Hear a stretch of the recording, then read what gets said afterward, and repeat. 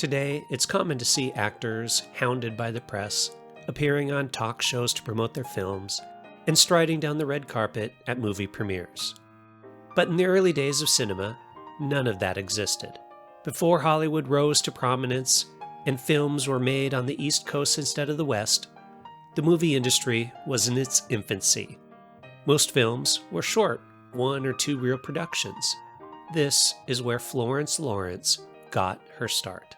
Often referred to as the first movie star, Florence Lawrence was the first actress to be publicly recognized by name. Her fame was so significant that studios began using her name to promote films, a novelty at the time when actors typically remained uncredited. Over the course of her career, she appeared in over 300 films before her tragic death in 1938 at the age of 52. Born Florence Ann Bridgewood on January 2nd, 1886 in Hamilton, Ontario, the youngest of 3 children. Her mother was a vaudeville actress known professionally as Lotta Lawrence.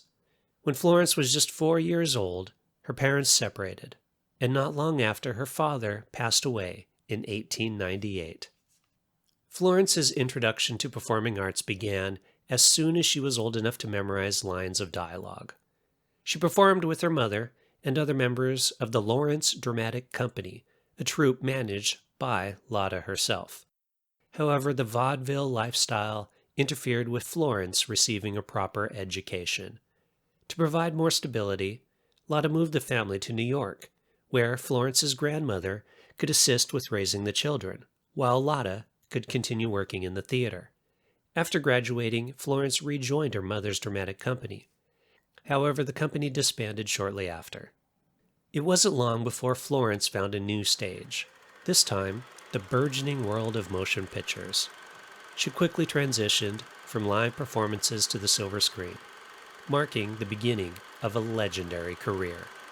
In 1906, Lawrence made her film debut in The Automobile Thieves. She was uncredited in the film, as most actors were at the time. Then in 1907, she played Daniel Boone's daughter in Daniel Boone, also known as Pioneer Days in America. The film was produced by the Edison Manufacturing Company.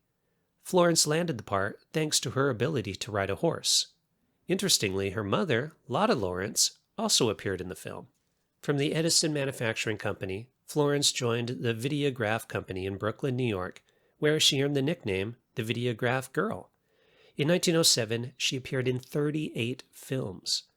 The nickname came about because of the studio's reluctance to place names of actors in films, so they referred to her by the studio name she worked for. In 1908, she received the lead role in The Dispatch Bearer, portraying a woman who takes her injured husband's place on a dangerous spy mission. D.W. Griffith, producer and director at Biograph Studios, arranged for a meeting with Lawrence after seeing her on screen. During that meeting, Lawrence persuaded him to give her the lead role in The Girl and the Outlaw. The role was originally supposed to go to actress Florence Turner, who already worked for Biograph. Griffith and other film producers didn't view actors as stars to promote their films, but rather as interchangeable moving props to be used as needed. Studios and many actors felt theater was deemed the pinnacle of performing arts, and actors were paid well to perform on stage. In contrast, film studios, wanting to keep costs low, tried to avoid using actors' names in films. At Biograph Studios, Florence became known as the Biograph Girl. However, at Biograph, Lawrence managed to negotiate a higher salary. At Videograph, she earned $20 a week, but Biograph offered her $25 a week, a significant increase at the time. During her tenure at Biograph, she appeared in over 60 films, further solidifying her status as a prominent figure in early cinema. Lawrence would occasionally appear on stage, but she was not fond of the touring lifestyle that came with working for a theater company. She much preferred being on a movie set in her hometown of New York.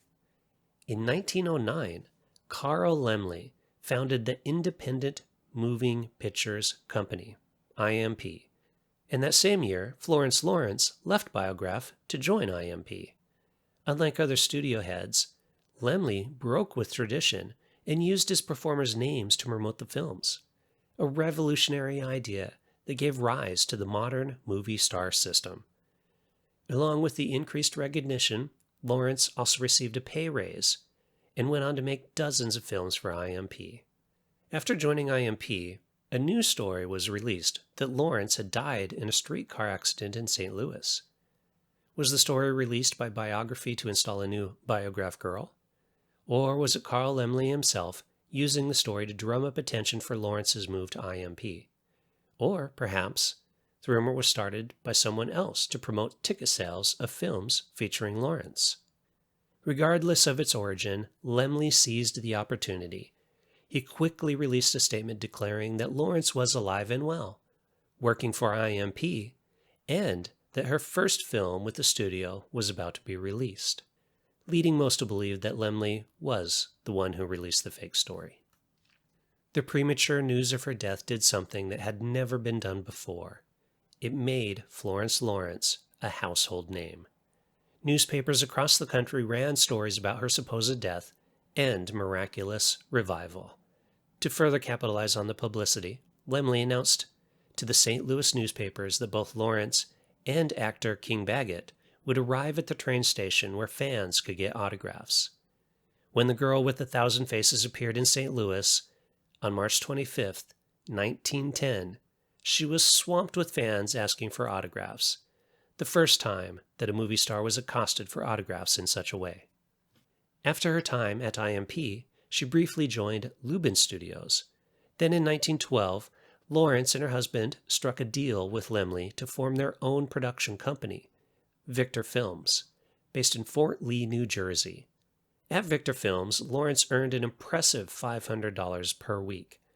Soon after, the studio was sold to Universal Pictures. After the sale of Victor Films, Lawrence bought an estate and announced her retirement from acting. However, her retirement was short-lived. In 1914, she returned to star in Pawns of Destiny. While filming, she was involved in a serious accident during a stunt on a burning staircase. She suffered severe burns and a dangerous fall, resulting in back injuries, facial scarring, and some temporary paralysis. Despite the ordeal, after months of recovery, Lawrence returned to finish the film. The injury from Pawns of Destiny strained Florence Lawrence's personal and professional life. It led to her separation from her husband, the film director, whom she blamed for forcing her to perform the dangerous stunt. To make matters worse, Universal refused to cover her medical expenses. While working on Elusive Isabel in 1916, Lawrence suffered a relapse and was paralyzed for 4 months. This marked the beginning of her decline in the film industry. Between 1916 and 1922, she appeared in only 2 films. During this time, she went through plastic surgery to improve her appearance. In 1936, MGM hired Lawrence as part of an effort to revive the careers of past stars. But she was mostly cast in uncredited bit parts, earning just $75 a week. As newer actors rose to fame, appearing on billboards and magazine covers, Lawrence's career continued to fade. Towards the end of 1908, Lawrence married Harry Salter, who worked as both an actor and director. The couple moved from studio to studio together, collaborating on various projects. However, their relationship began to deteriorate after Lawrence's injury on Pawns of Destiny. Salter passed away from a stroke on March 2, 1920. In 1921, Lawrence married automobile salesman Charles Byrne Woodring. Together, they opened Hollywood Cosmetics in Los Angeles, a store that sold theatrical makeup as well as a line of cosmetics developed by Lawrence herself. The marriage ended in separation in 1929, shortly after the death of her mother, to whom Lawrence was very close. In 1933, Lawrence entered her third and final marriage with Henry Bolton, but the relationship quickly turns abusive. Bolton, an alcoholic, physically assaulted Lawrence, and the marriage lasted only 5 months. It is also worth noting she was highly intelligent. In addition to creating makeup and influencing cinema trends, She is also recognized for inventing the first auto-signaling arm that eventually evolved into the modern turn signal, as well as the first mechanical brake signal. Sadly, in 1937, Lawrence was diagnosed with what was most likely myelofibrosis, a rare bone marrow disease, or agnogenic myeloid metaplasia. Due to the pain from her injuries, the pain from her bone disease, and depression, Florence Lawrence took her own life by ingesting a lethal mixture of cough syrup and ant paste on December 27, 1938, at the age of 52.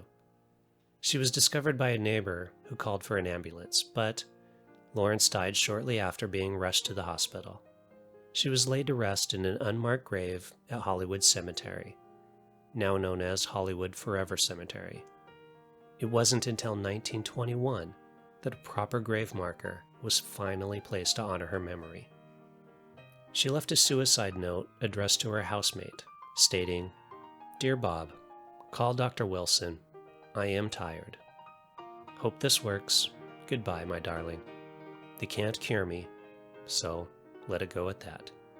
Lovingly, Florence. P.S. You've all been swell guys. Everything is yours." Unfortunately, many of Lawrence's films have been lost to time, although a few still survive and can be watched today.